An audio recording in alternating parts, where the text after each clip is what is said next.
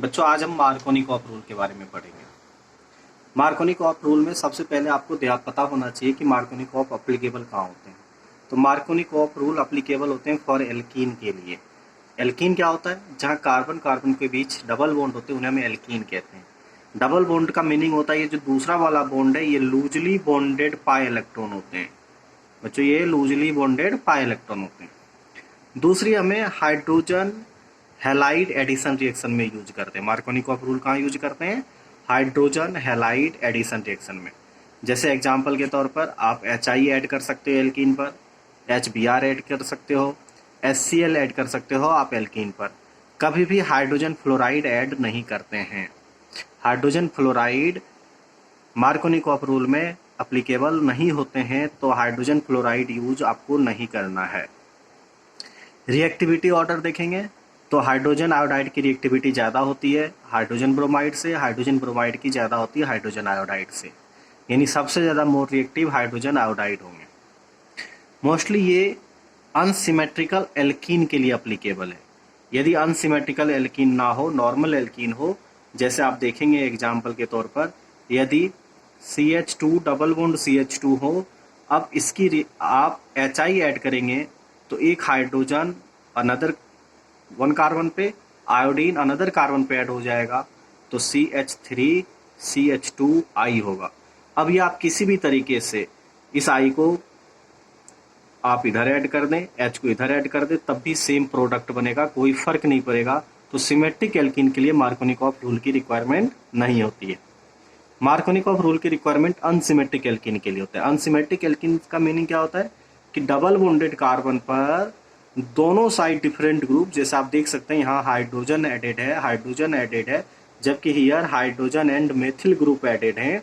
तो जिधर hydrogen added होंगे हैं और other side hydrogen and methyl है, both are different, that's why these are unsymmetrical alkene. इसे हम अनसिमेट्रिकल एल्कीन कहते हैं। अब फोर्थ हमें किसकी रिक्वायरमेंट होती है? हाइड्रोजन हैलाइड की। हाइड्रोजन हैलाइड ब्रेक होता है H+ आयन और X- आयन में, जिसमें H+ आप देख ही रहे पॉजिटिव चार्ज है, मींस इसे इलेक्ट्रॉन की रिक्वायरमेंट है, इसे इलेक्ट्रॉन चाहिए, जिन्हें हम इलेक्ट्रोफिलिक एडिशन रिएक्शन कहते हैं। फिलिक मतलब होता है टू लव,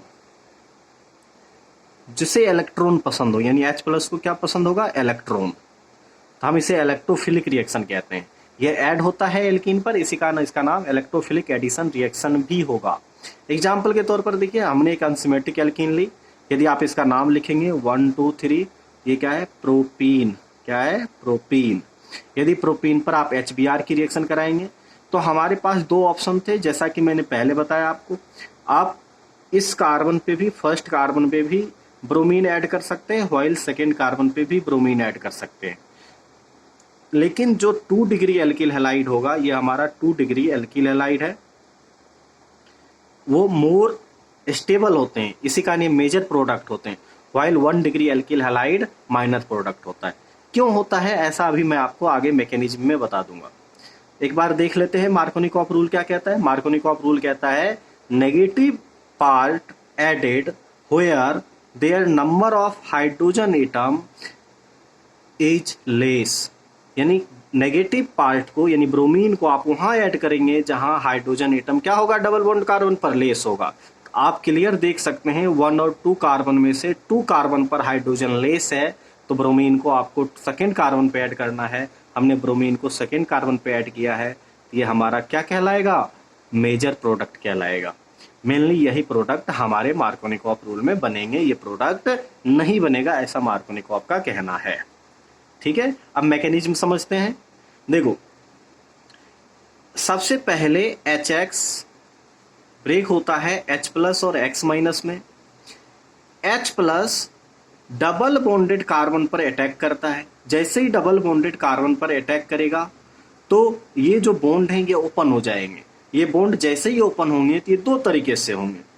यदि हाइड्रोजन आपका यहाँ अटैक कर रहा है तो 2 डिग्री कार्बन पे पॉजिटिव चार्ज आएगा, और यदि हाइड्रोजन इस कार्बन पे अटैक करेगा तो 1 डिग्री पॉजिटिव चार्ज आएगा। तो आप देख सकते हैं ये हमारा 1 डिग्री कार्बोकैटायन है।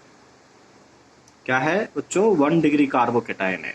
जबकि ये क्या है 2 डिग्री कार्बोकेटायन है, शॉर्ट में CC लिख देते हैं। तो 2 डिग्री कार्बोकेटायन पर यहाँ 2+I इफेक्ट शो हो रहे हैं। +I इफेक्ट कार्बोकेटायन की स्टेबिलिटी को क्या करता है, इंक्रीज करता है।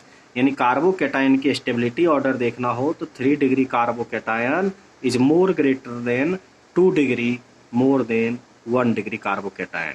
तो हमारा ये कार्बोकेटायन मोर स्टेबल होता है, that's why they are major product. तो ये हमारा मेजर प्रोडक्ट फॉर्म होगा, वहीं ये हमारा क्या होगा, माइनर प्रोडक्ट फॉर्म होगा।